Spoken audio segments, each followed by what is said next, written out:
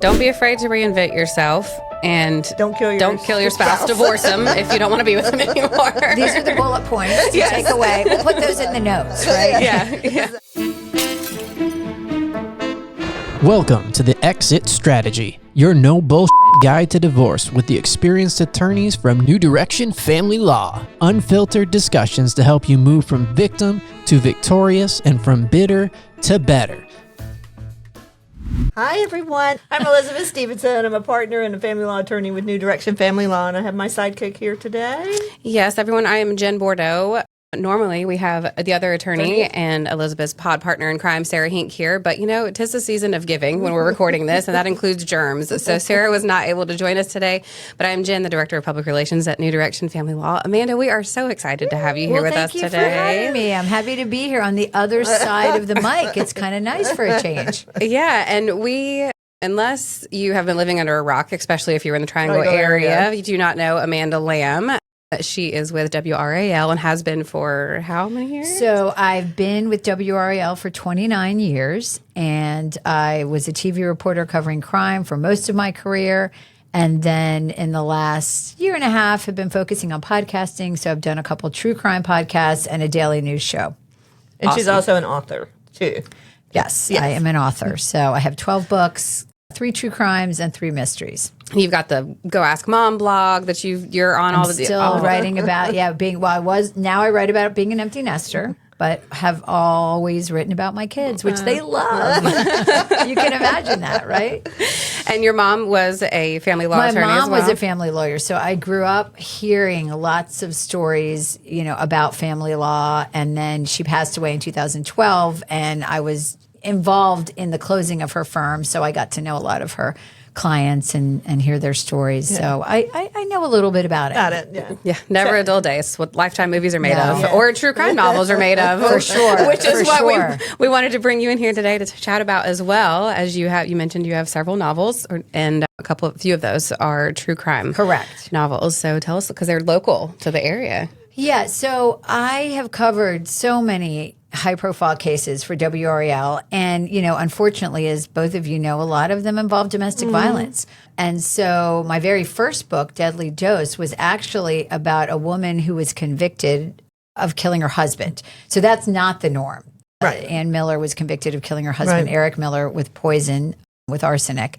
And so that's kind of a little bit off the beaten track. Most cases that I've covered over the years have involved men killing their wives. Most notably, I did a book called Love Lies about a murder in Cary that happened in 2008. And that was a man named Brad Cooper who was eventually pled guilty. He was convicted, it was overturned, and then he pled guilty to killing his wife, Nancy Cooper. Right. And that, unfortunately, is the type of case that I've seen many, many times over the years. And there's also many of those cases that never get publicity for whatever reason. Right. But domestic violence is still a very real problem in America. And, there are resources out there, but obviously it continues to happen. Right. And we deal with that every day for the most part. But I grew up here, and so I remember there was like a spate of them for like a few years. Like there was Jason Young. Yes. So then we have Michael Peterson and I think the common denominator in a lot of them is that the men who kill their wives or girlfriends, partners, always believe they're smarter than the cops. Absolutely. They believe they're smarter than the prosecutor, and they believe they're going to get away with it. And a lot of them are smart. I mean, they have good careers. They are smart people. But, in this day and age, especially with advancements in DNA, with cameras everywhere, surveillance cameras everywhere, your phone is tracking every little thing you do, whether it's text messaging or emails or GPS. It's very, very difficult not to leave a digital footprint or a DNA footprint at a crime scene and for you not to be found out eventually. Right. So because it's always amazed me, it's like, as a family law attorney, just get divorced. Don't kill this person. Is there a common denominator between them? I think it's money. And, a lot of the cases that I've covered have involved infidelity on both the part of the defendant and the victim. But there's plenty of people that are unfaithful to their spouses who never kill them. In fact, I would argue that most people who are unfaithful to their spouses never kill them, and many of them stay married. Right. So I don't think that's the thing. I think that's maybe a symptom of the situation, of the marriage deteriorating. It's money. I think it really comes down to money. Even when people are fighting over child custody, which I'm sure you see all the time, I think a lot of men specifically, because those are the cases that I have covered, do not want to pay. They don't want to pay for two households. I mean, it's expensive to get divorced. When you're living in one house together, you have one set of bills. When somebody moves out, you all of a sudden have two sets of bills. So either you're not going to be able to live the way you were living, or, you know, if you're lucky to have enough money to live in separate households, that's great, but that's not the norm. Right. So I do think it's money. I think it comes down to not wanting to pay, and for some reason thinking that this is a good choice. And obviously, you know, it's not. Morally, ethically, you know, legally, all of those reasons, it's not a good choice. But the bottom line is you're not going to get away with it. And your child or children are now going to lose both parents. Right. That was a very good point that you made.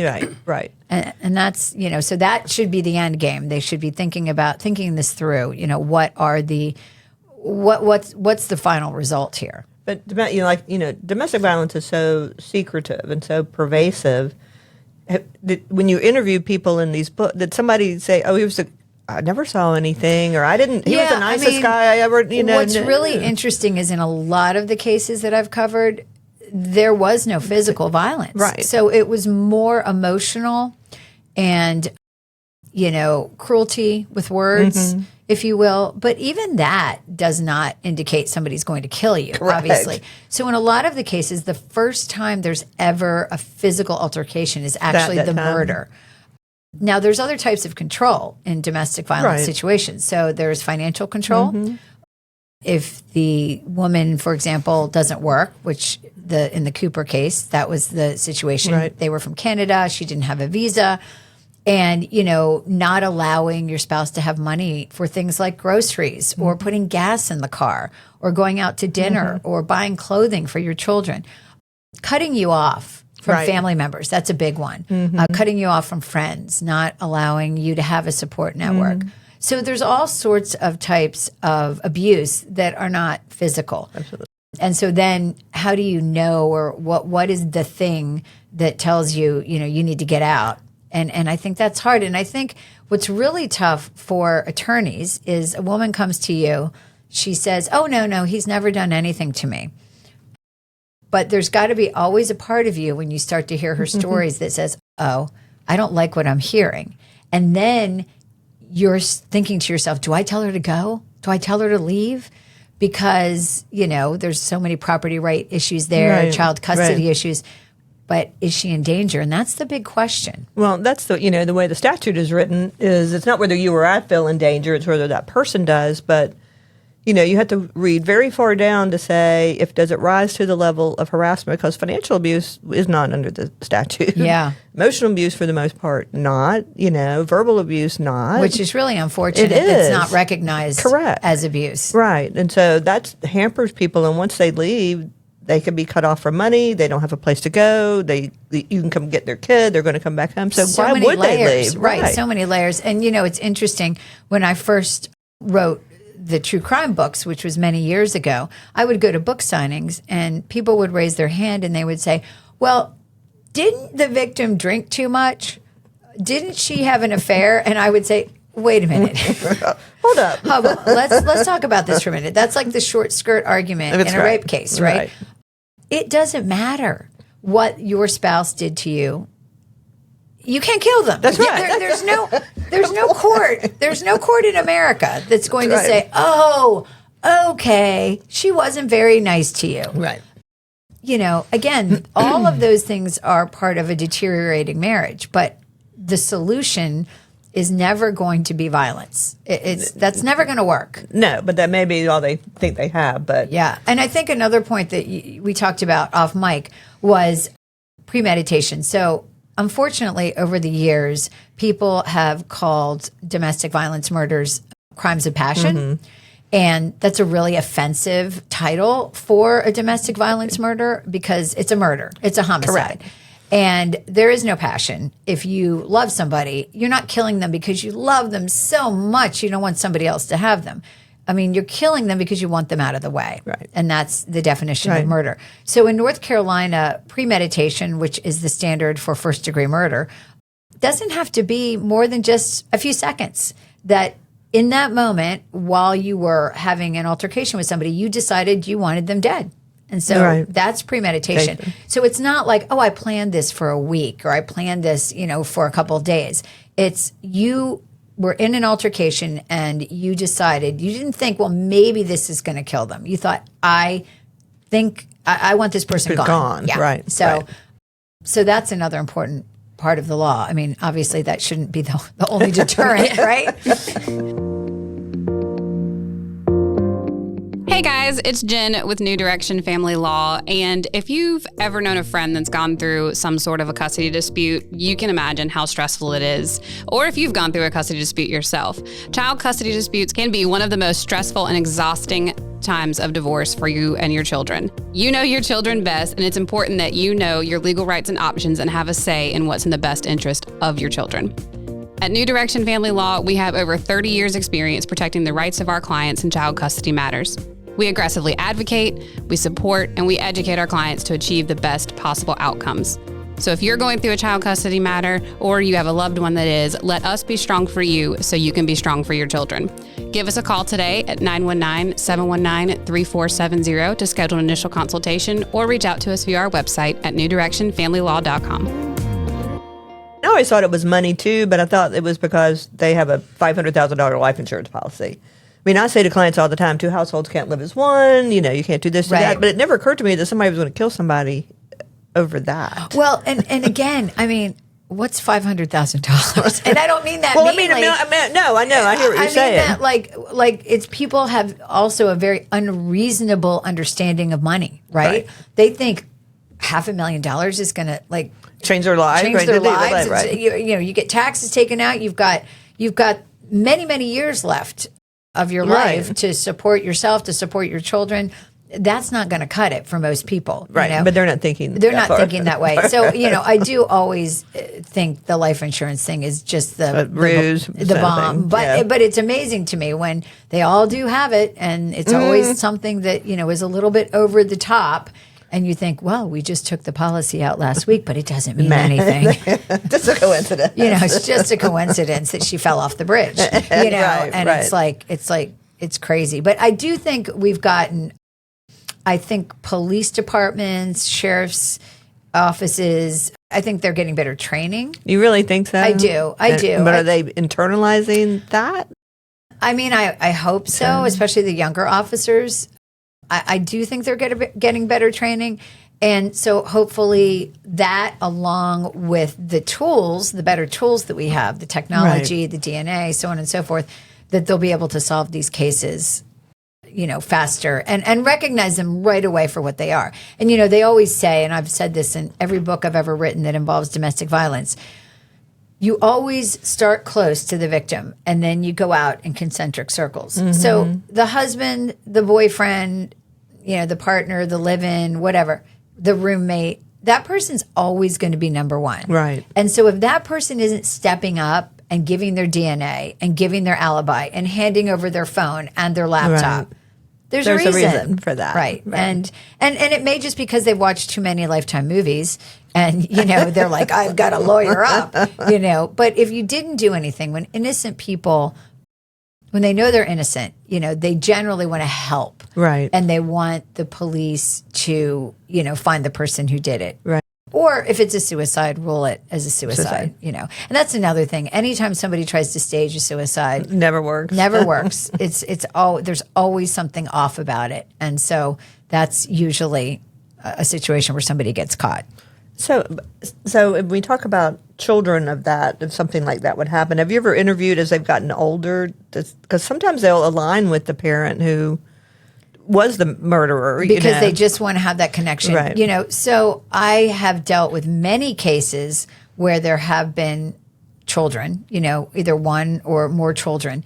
And no, I haven't had that opportunity. But interestingly, because it's such a fascinating topic to me, my mystery series, which the main character is Maddie Arnett, she is the adult survivor of what appears to be a domestic violence homicide. I won't give it all away. And so those books are Dead Last, Lies That Bind, and No Wake Zone. And they were written, I wrote them, and they were published here at a publisher in Durham. And so that whole backstory really interested me. And that's why I wrote about it in a fictionalized way. So it's not based on any particular case, but it's kind of, a collection of all of the cases that I've covered. Because I do always feel for that child, because they want to love a parent. And that's understandable. And I mean, how could you blame them for wanting to have a relationship with a parent? Right. You know? Well, I think a great, or maybe the biggest example I've seen of that was the Michael Peterson, since it was since they had the Netflix documentary, then the fictional series on HBO, how those children and it was their stepmom, right? And even so, how they rallied to still support him. And, but you could tell that there was still a battle going on with them around internal all battle. of this. Sure. Well, your mind probably can't wrap your head around it, No. that somebody that I love, that loved my mom or whoever, would do that. Right. And that's the thing that I would urge anybody, even if they're in a, very bad relationship, to think about that. If this is the person that brought your children into the world, those children love that person. And so the act of taking that person away from your children, you're punishing your children, My mom always used to talk about, the things that people did to people in divorce. And as you know, I mean, there's horrible things, but if people would just stop, right? If they would just stop for 1 minute and think about how it affects their children, maybe they would make a different choice. Because I think that's what happens. And I think it's got to be horrible for those children. And maybe they don't believe that the parent did it, or maybe they don't want to believe it, or maybe they do believe it, but they still want to have a relationship with them. And I don't, my mom always used to say, kids love their parents, even parents who are abusive. Absolutely, they do. They do. Yeah. And you see it over and over in life, where a parent will be abusive and then a child grows up and says, well, I still want to have a relationship with that parent. And, they somehow get past that. Right. But it's a really horrible situation to imagine. It is. And it's just, I just can't imagine what goes on somebody's brain. But No. I can't either. Well, and then the aftermath, right? Like, so even if you're so caught up in your emotions or whatever the case is, because, it can be hard to take a step back and control your emotions, but then the aftermath of like what you actually just did, in some of the other cases where the folks were from North Carolina, like the case out in Colorado with the husband and wife and the 2 children. I and did the cover that as well. That whole situation, and afterwards, then to sit there and act like. Well, and one lie. That's a mental illness. One lie begets another lie, obviously. Yeah, right. And and I think it would be more convenient for us to believe that everybody who kills is a sociopath, because then we don't have to admit. That's right. We can justify it. We don't have to admit that regular people could do something like that. I do think there are many sociopaths who are killers, obviously. And you can look back at somebody's psychological profile or the dysfunctional way they were raised and see that. But I also think that there's just plenty of people who look like everyone else that you may live in your neighborhood with, you may go to work in an office with, you may go to church with, go whatever, and go to the gym with. And those people could snap at some point, Right. It's going to make me want to just lock myself in my house and everything. Yeah. I mean, I will say, though, that a lot of domestic killers, they are only dangerous to their spouse. And the ones that are convicted that have a possibility of getting out, and several cases that I've covered, actually the books that I've done, they are, in 2 cases, one's out and one's going to get out. And they will probably never get a speeding ticket. I mean, they will fly beneath the radar for the rest of their lives because they took a risk and it didn't work out. It didn't work out. And they're smart people. They know that was a bad idea. And so they're probably not ever going to get in trouble again. It's a little bit different than, somebody that's just gone off the rails and killed people who are strangers. And doing all of these interviews and writing your novels, have you ever gone home and then just taken a second look at your spouse? Like, well, he's pretty funny because he was in.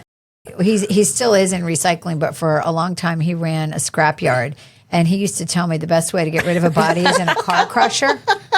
Because the DNA would be so degraded, that you wouldn't be able to. It's so hot, and I was like, "Why are you telling me this? Yeah, why are you telling me this?" Did he go take out a life insurance policy? Yeah. So actually, we cashed in my life insurance policy for something else, and so once we did that, I thought, "Oh, he doesn't really. Yeah, you're good. Yeah, he's not a threat. We're okay. He doesn't want my life insurance. So, Right. One thing you mentioned too, whenever we were off mic, I'll use your trendy little term. You mentioned a little bit about how the children piece of it, and then how eventually you're always going to get caught. And I know the other true crime novel that you wrote that wasn't a spouse situation, but was the neighbor, and it was it 3.5 years or something that the DNA was like he was evading somehow. Right, that was Drew Planton. Yes. Yep. And that was Stephanie Bennett. It was a stranger case. She was a young woman who was working for IBM. She was from Virginia. She was living with 2 friends in an apartment.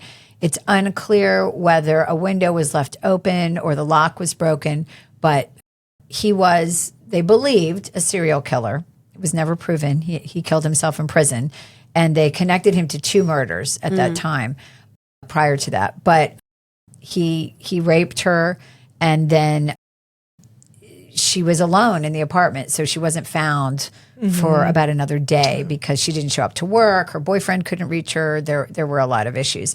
But the DNA in that case was everywhere.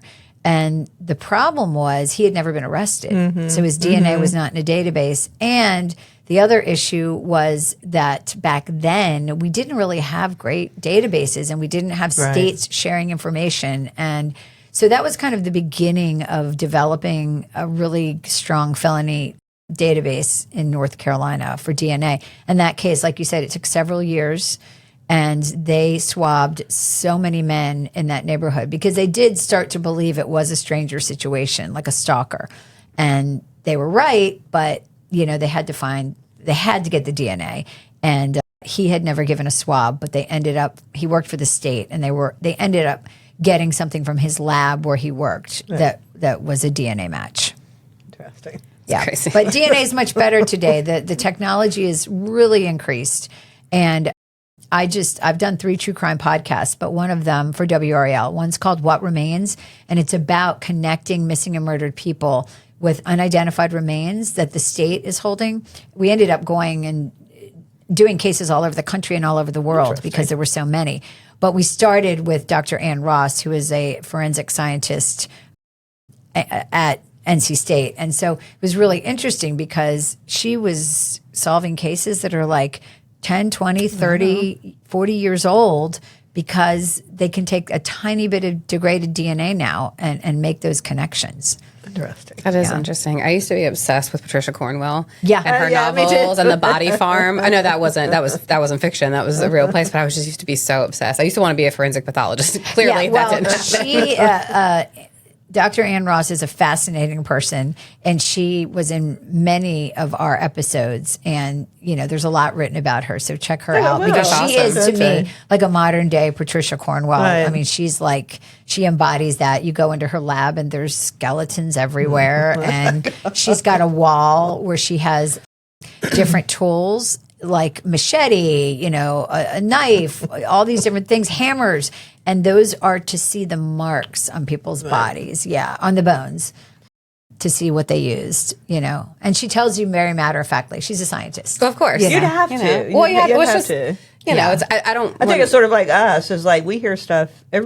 People come in my office every day and just vomit their emotions. Sure. And so you sort of I never get unfazed by it, but you cannot let yourself get you get a little it. desensitized. Right. I mean, as a crime reporter for so many years, I kind of was the same way. And you have to somehow be able to look at things logically. Correct. And especially as a journalist, to be able to relate that information back without emotion. Right. And so, looking at autopsy photos, all the different things, getting to a crime scene, seeing the things that we've seen, you really have to be able to do that. You do, because could you imagine if every initial consultation or client that you got, every time they were so upset, you were there crying with them? Like, nothing would ever get done. Any good. So it's like a Yeah. trauma surgeon. If every time somebody came in the ER with something and they freaked out about it, well, another person did. You know what I mean? You have to. I mean, you do. You have to learn to compartmentalize. You know, but you also want to be human, and so you kind of have to balance those two things. Absolutely. As you know, you want to be compassionate. You want to be kind. And so, yeah, it's a lot, though. It's a lot to carry on your shoulders. Yeah, that does not mean that we are not compassionate for our clients and potential clients. No, not at all. But I'm just saying, I know that you shoulder a lot, and I'm sure you go home sometimes feeling like, wow, that was tough. I know my poor dog when I go home. Your dog hears it all. My therapy dog. That's right. Yeah, you tell your dog everything. So what's your book coming? You got a book coming out, correct? So I'm not quite yet. I'm working on a book right now. So I have another thriller. Okay. It's a totally new set of characters. The main character is a reporter. I made her a newspaper reporter this time. Just, going a little. Yeah, exactly. And it takes place in the mountains, and it's about a missing hiker. And interesting. It turns into. Is it in the on the trail, or is it here? So we happen to be in Virginia at a place called Primland over the pandemic, and there was a missing hiker, and that just kind of put it in my head. And of course, being a North Carolinian, I set everything here, and because this is where I know this area. Right. But yeah, and the real story has nothing to do with what I wrote. I ended up making up, my own story. Sorry. But what's interesting and what am trying with this book is I have multiple points of view. So I have the investigator's point of view. I have the journalist's point of view. I have the point of view of the husband of the missing hiker, because it's a woman. And then I have a manager of the resort, her point of view. So they kind of overlap. Oh, cool. So you get to see different sides of the story. So. I love those style of books. That's awesome. Yeah. And then, could I just ask, was it always crime? So I'm not sure if you and I have ever talked about this. So my dad was a district attorney. Okay.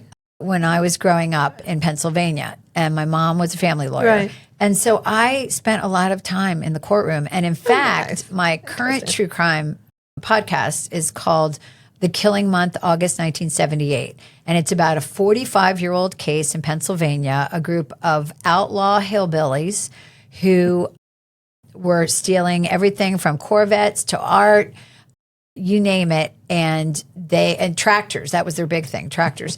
They got caught. Well, some younger members of the gang started snitching to the FBI, and they started killing them. Oh.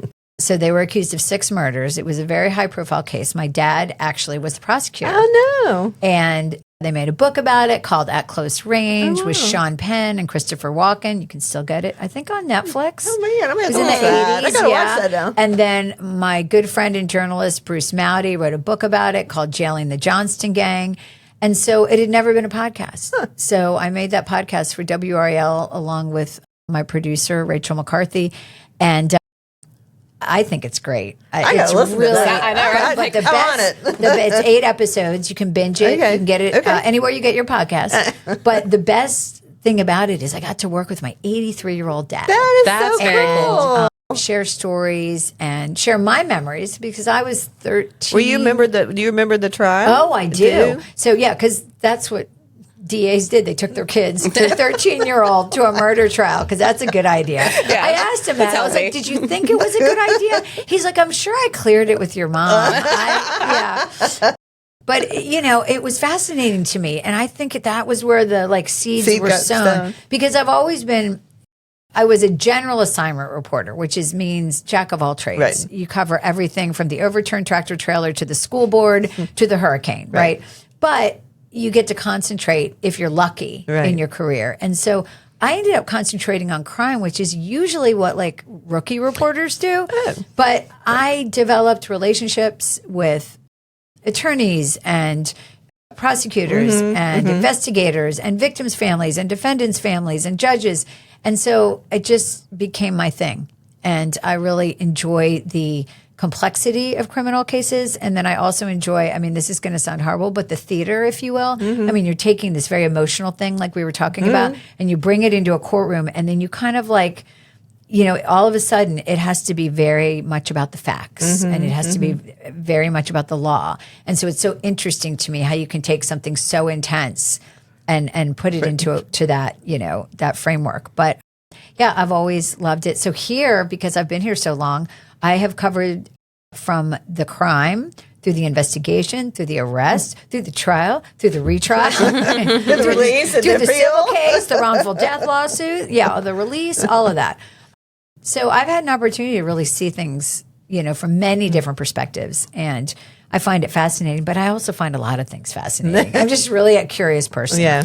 So then, how do you switch? Because you've also got a couple of children's books. I do, Which I assume are not true crime novels. They're not. They're not. Although my very first book when I was 4 was called "The Frog Ate the Dog." So I think that was the beginning. The frog gets revenge. But yeah, I always like tell it. people, we all have a lot of different facets to our personality, right? And so I have written in so many different genres. So I wrote parenting memoirs when my kids were little. I wrote 3 parenting memoirs, and they're kind of funny. They're kind of Irma Bombach meets David Sedaris. I say that humbly, very humbly, but they're snarky. You know what I mean? Right. So they're working mom stuff. Lots of funny stories. And then I did write one about my mom and caregiving, because my mom had brain cancer. She had a glioblastoma, and I was her caregiver. So I wrote a book called The Living Room, a couple of children's books, which not my forte, but I did have fun, and I had good people guiding me on those. And then the true crime books, which were just a natural extension of my job. Yeah. And then the mysteries, which were just fun. A creative piece using for my you. imagination, pulling from a lot of real stories. I mean, obviously, I've been a reporter for 35 years, so more than half my life. And, I take a lot of my fiction comes from real things that happened, and then I jump off into a tangent, Right. So, so I have a lot of different things I'm interested in. I mean, right now, I'm actually starting my own company, and I'm working on a couple different podcasts, one called Ageless, about women transforming themselves after 50, which I'm just so fascinated. I have so many friends who have done amazing things, 3rd, 4th careers, where they've just started something completely new and taken off, and, they're just that's inspirational. Great. Yeah, because a lot of my clients, especially women who grew up in that era where you stayed at home and you didn't work, and now we're in our 60s and he wants to separate, and what do I do? And you this whole feel world stuck, of, right? You feel stuck, and you feel like you've been left behind. Correct. And you feel like you're not relevant anymore. And in some ways, that's the message, the cultural message that we get. The world is not kind to women as you age. But I have so many friends, and that's why I started this, because I have so many friends. I'm like, wow, you're amazing. You go, girl. Well, I'm so glad to hear that. Push clients your way and willing to listen to that. And I really, and I'm going to launch that this year in 2024. Excellent. And so I really feel strongly that hearing other people's stories can be really inspiring, because it's been inspiring to me to hear their stories. Right. I'm like, wow, I could do that. Yeah, I could do that. Why not? I mean, we can reinvent ourselves. Absolutely. Why not? So good for you. Yeah, I love that. So don't be afraid to reinvent yourself. And don't kill your spouse. Divorce them if you don't want to be with them anymore. These are the bullet points to take away. We'll put those in the notes, right? Yeah, exactly. Put those in the notes. Yeah, but thank you. I really appreciate it. And your it's passion been fun. and your support of domestic violence victims. We're all about that. We support Interact. We do Safe Child. We do Hope Center. So thank you. We appreciate your voice being out there. Absolutely. Absolutely. Well, it's been great. Thank you for having me. You're welcome. Absolutely. And ain't that some Thanks for listening. Don't forget to leave us a review. You can visit us at newdirectionfamilylaw.com. You can also follow us on Instagram at the Exit Strategy _podcast, or email us at exitstrategy@newdirectionfamilylaw.com. We'll be back next time with more no bullshit content about life, divorce, parenting, relationships, and everything in between.